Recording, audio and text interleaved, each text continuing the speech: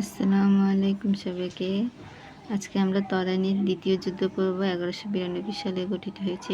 যুদ্ধটা সংগঠিত হয়েছিল।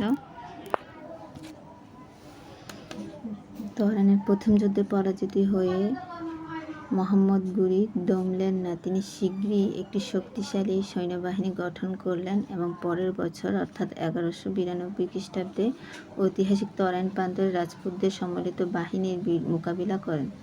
তরাইন স্থানটি দানেশ্বরের 14 মাইল দূরে তরাইন নামক স্থানটিতে যুদ্ধটি হয়েছিল বিদায় এটিকে তরাইনের যুদ্ধ বলা হয়। এবার তার সৈন্যবাহিনীতে ছিল 1,20,000 পদাতিক এবং 12,000 অশ্বারোহী ছিল। পক্ষান্তরে পৃথ্বীরাজ অন্যান্য নৃপতিদের সম্মিলিত বাহিনীর সৈন্য সংখ্যা ছিল প্রায় 3 লক্ষ। পৃথ্বীরাজ হচ্ছে দিল্লি এবং আজমিরের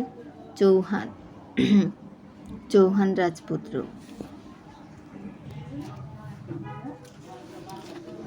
এই যুদ্ধে তিনি রাজপুতদের শোচনীয় পরাজয় করলেন।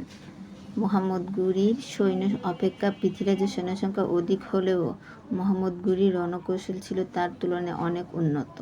পৃথ্বীরাজ যুদ্ধক্ষেত্র হতে পলায়নের সময় শিরসুতি অর্থাৎ সরস্বতী নদীর তীরবর্তী নামক স্থানে দ্বিত এবং নিহত হন।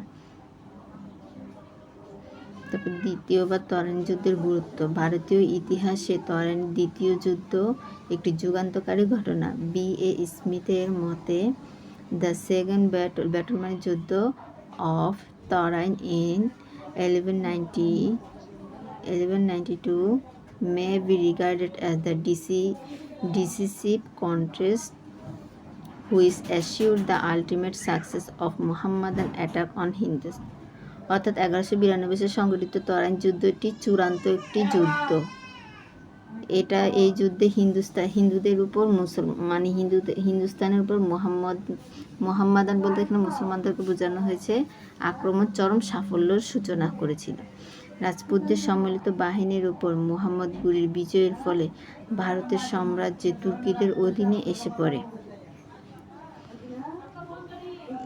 এই যুদ্ধে রাজপুতদের সামরিক ও রাজনৈতিক প্রাধান্য খর্ব হল। পরবর্তীতে সকল বিজয় মুসলমানদের সহজসাধ্য হয়ে উঠল।